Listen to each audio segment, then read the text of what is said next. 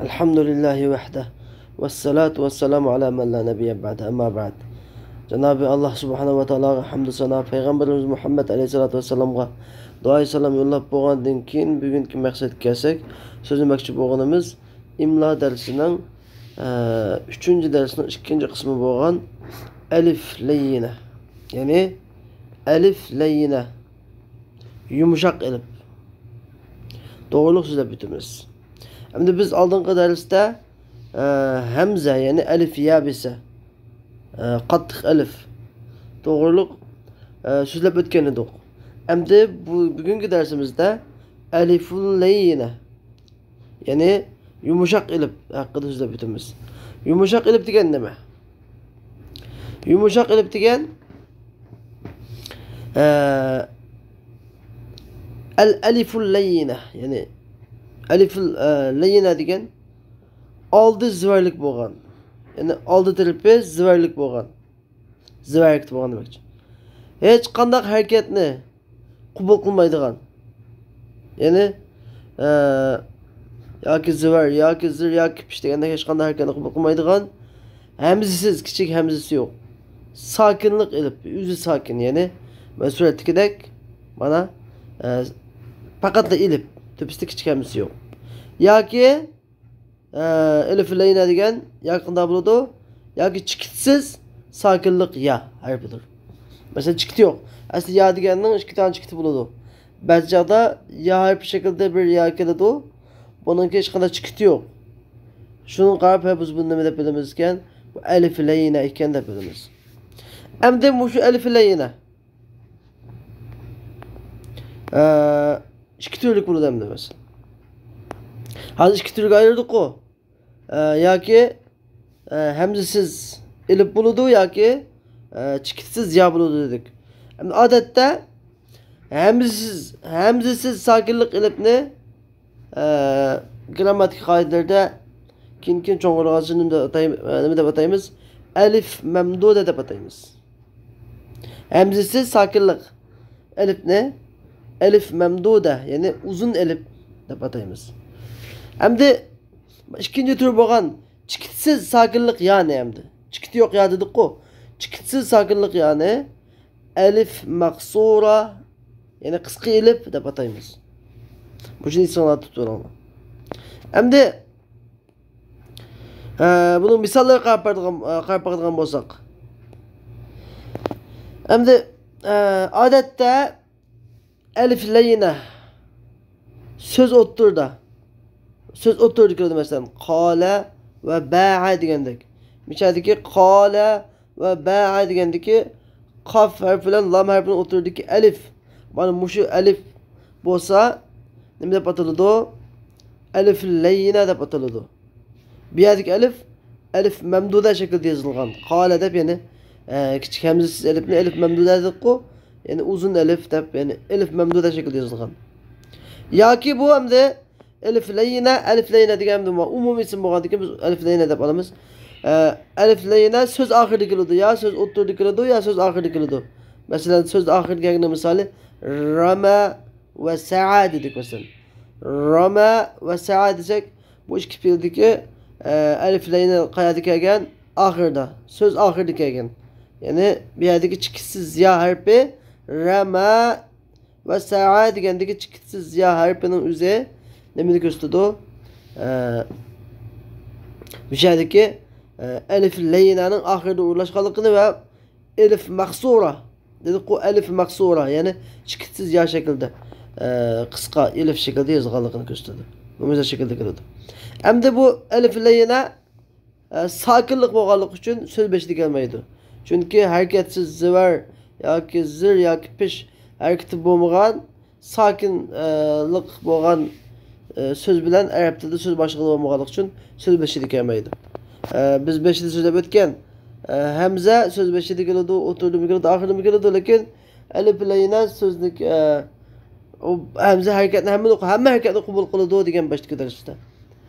Chunki u boshdan kelganligi uchun. Malaki alif layna bu boshda kelmaganligi uchun va sakin bo'lganligi uchun boshda kelmaydi.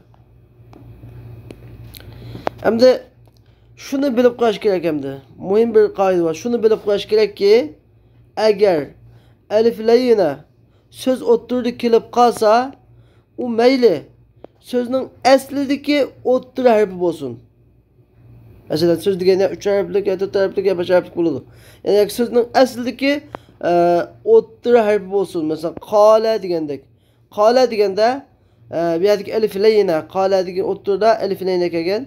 Bu sözün oturdu geldi. Yani bu sözündeki asildeki otur harfi. Kale desek kaf başta gelip lam ahir gelip bir alif ile yine oturdu geldi. Bana bu emniyetti mi oturdu harf. Yani bunda şekilde gelsin. Veya ki aslida söz ahir bulup almaş veya ki başka bir sebepler tüpeyli almaş degandek başka sözler qo'shilish orqali söz o'ttirga aylanib qolgan bo'lsin.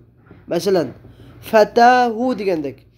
Fatahu deganda masalan diqqat qilgan bo'lsak, asli fata degan gap asli fatadagi alif layina asli söz oxiri. Fata degan so'zdagi alif layina asli söz oxiri. Lekin buning hu degan arabcha damir deymiz, uyg'urcha almash. Yani hu degan bir almash qo'shilib kelish orqali qilam bu yerdagi oxirdagi alif layina o'ttirdagi alif layinaga aylanib qolgan mana. Bunda yoki bunda shaklda bo'lsin, yoki burunqidek aslida o'ttirdi kelgan bo'lsin, yoki keyin o'ttirdagi harf aylanib qolgan bo'lsin, mutlaq alif mamduda shaklda.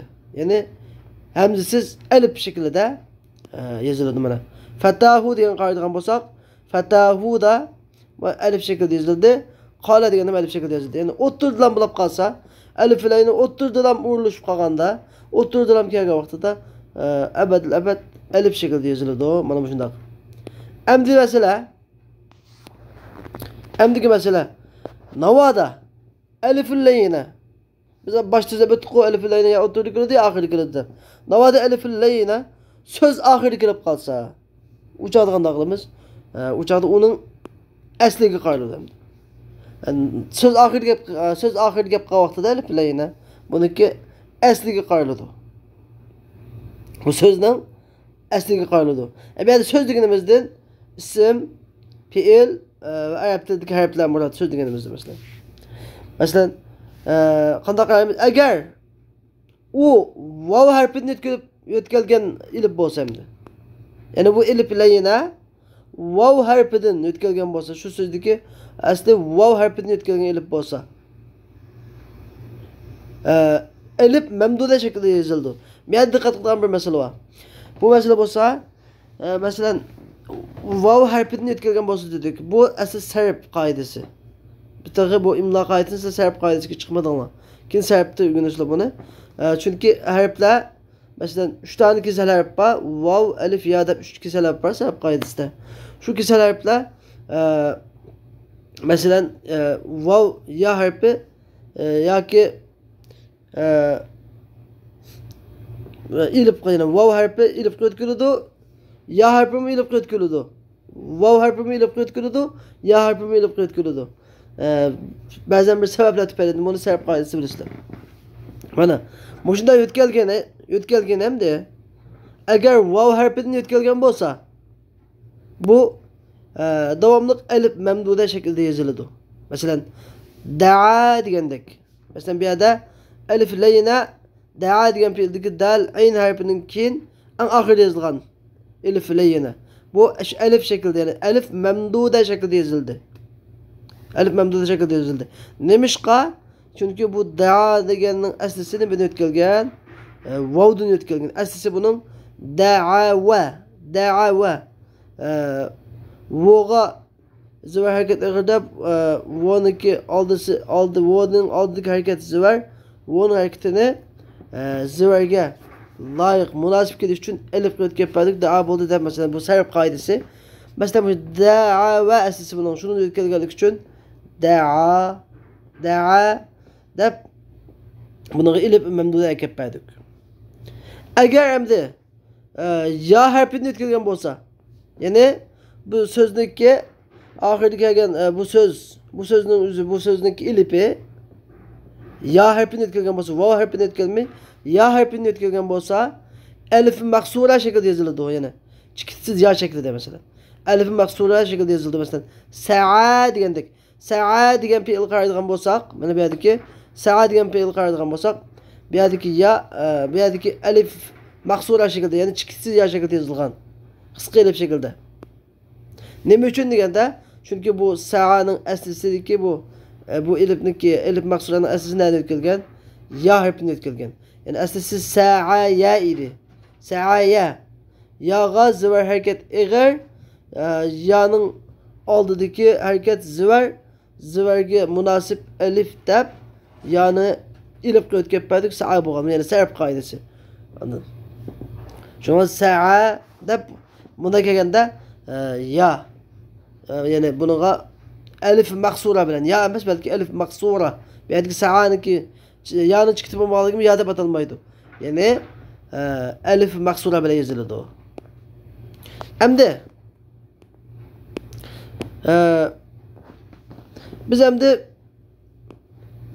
bu elif-i layinaning vav yoki ya harfidan o'tkazganligini o'qish uchun tuvandagidek bir necha yo'lga muhtoj bo'lamiz. Yani elif layinaning bu vavni o'tkazibdi yoki ya'ni o'tkazibdi deganni bilishning oddiy usulidan tuvandagidek bir necha usul bor. Buni biz qarab o'taylik. Birinci yo'li.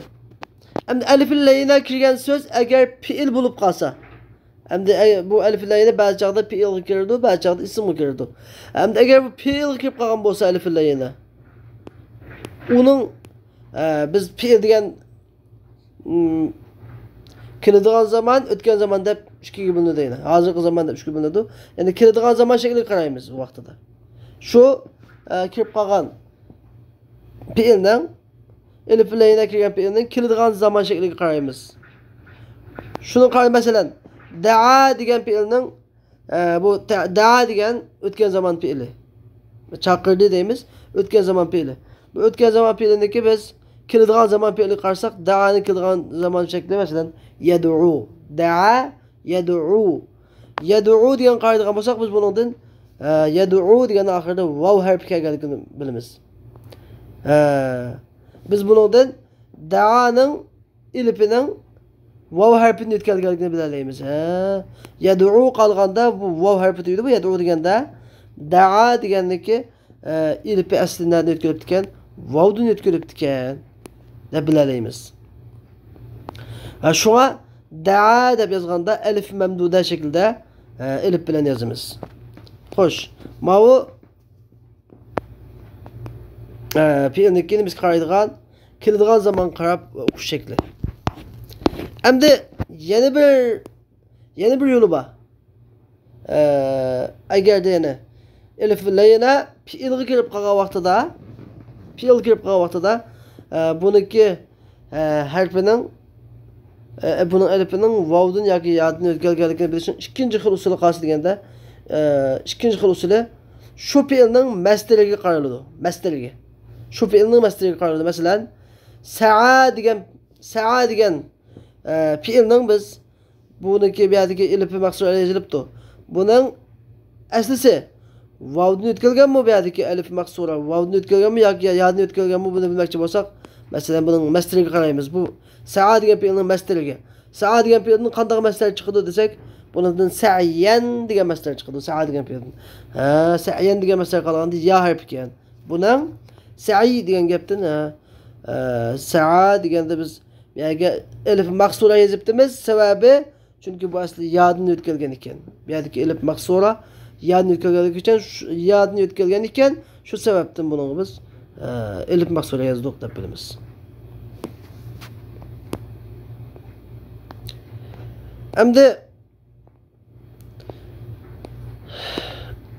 Endi biz xo'sh ism fiil degan so'zlar bitib bo'ldi. Agarda elif layina navoda elif layina kirgan so'z ism bo'lib qolsa endi. Fiil kelganda yoki nima qo'ygan bo'ldik? Fiilni kirgan zaman shakliga yoki shu fiilning masdariga qarab bildigan bo'ldik. O elif layinaning vavdan yoki nimadan yadni o'tkazganligini bilish uchun. Endi ismni qanday qilib biz deganda, ism deganning keladigan zaman shakli yo'q masalan. Ism deganning masdari yo'q. Ism deganda onda ishla bo'lmaydi. Qanday shakl qaraymiz degan ismnikini bilish uchun buning usuli u ismning biz ikkilik shakliga yoki ya'ni ikkilik shakliga qaraymiz. Ism deganga keladigan zaman shakli bo'lmagan bilan ismning birlik, ikkilik, ko'plik deb 3 xil shakli bo'ladi masalan. Birlik, ikkilik, ko'plik deb Arabchada mufrad, tasniya, cem' deb. Uyg'urchada birlik, ikkilik, ko'plik deb shakli bo'ladi ismning masalan. Shuni qarab biz ikkilik shakliga birlik ismlarning mufrad ya'ni birlik ismlarning buradagi aslisi vavdan o'tkazganligi yoki yadni o'tkazganligini bilish uchun ikkilik shakliga qaraymiz. Masalan al-asa, al-asa, al-fata degan bu ikki so'zga qaraylik. Al-asa deb ilf mamduda bilan yozilibdi. Al-fata deb ilf maqsura bilan yozilibdi. Buning sababi nima? Anladın? Desek bunu bu ikisindeki aslini bilish uchun biz bu ikki so'zni ikkilik so'zga aylantiramiz. Al-asani ikkilik so'zga aylantirganda qanday bo'ladi? Al-asawani bo'ladi. Al-fatani ikkilik so'zga aylantirganda nima bo'ladi desa, al-fatayani. Mesela ikki asa, ikki yigit degan gap bo'ldi mesela Uyg'urcha. Al-asawani, al-fatayani degan bo'ldi. Ha, shuni qarab biz al-asa deb elif mamduda bilan yozganmiz chunki bu vavni o'tkazgan ekan. Al-fata deb elif maqsura bilan yozganmiz chunki bu nimani o'tkazgan ekan? Yodni o'tkazgan ekan deymiz. Endi ba'zi chaqda ism birlik shaklida bo'lmay, masalan al-asa, al-fata desek bu birlik ism masalan. Bir tane yigit yoki bir tane hasa degani ko'rsatadi. Yoki ba'zi chaqda ilf layina kirgan ism ko'plik ism bo'lib qoladi. Bu vaqtida biz bu ko'plik ism bo'lib qolgan vaqtida buning ilf mamdud yoki ilf maqsura bilan yozishni qanday bilamiz? Buning vavdan buni asosining vavdan o'tkazganligini yoki yoddan o'tkazganligini qanday bilamiz deganda ism ko'plik shaklida kelib qolgan vaqtida anladın? Biz buning birlik şekliga qaraymiz. Masalan, ko'plik shaklidagi ismlarning misoli masalan ar-riba, al-adha masalan deymiz. Ar-riba, al-adha dedik. Ar-riba degan ko'plik ism. Al-adha degan bu ko'plik ism. Masalan, ar-riba degan jazonilar, har xil turli jazonilar degan ma'noni bildirsa masalan, al-adha degan har xil turdagi aziyatlar degan, azorlar degan ma'noni bildiradi masalan. Endi biz buni al-riba deb miyada ilf mamdudla yozilibdi. Al-adha deb ilf maqsura yozilibdi. Buning bir sababi nimaligida? Aslida ribaning aslini bilgan bilish uchun biz ribaning birlik shakliga kelamiz. Al-riba degan ismning birlik shakli bo'lsa rabwatun. Al-riba degan ismning birlik shakli rabwatun. Rabwatun bo'lganligi uchun al-riba degan vavni o'tkazgan ekan. Shu sababdan biz al-riba degan nima uchun ilf maqsura, ilf mamduda bilan ilf bilan yozganmiz. Al-adha degan uchun deganda aziyatun. Al-adha aziyatun degan buni al-adhaniki birlik shakli aziyatun. Qarsak bu asli yodni o'tkazgan ekan. Al-adhani yodni o'tkazgan ekan. Buning ko'plik shaklida biz adha deb uni nima keltirmay, ilf mamdud keltirmay, balki ilf maqsura, ya'ni qisqa ilf keltiramiz. Deganni bilgili bo'ladi. Şunu bilan biz bugün Elif Leyna isimlik dersimiz müşahede ahırlaştı. Şunu bilan biz Hamza to'g'riliq Elif Yabisa Elif Leyna to'g'riliq dersimizni tamamlagan bo'ldik. Va oxir davana alhamdulillahi robbil alamin.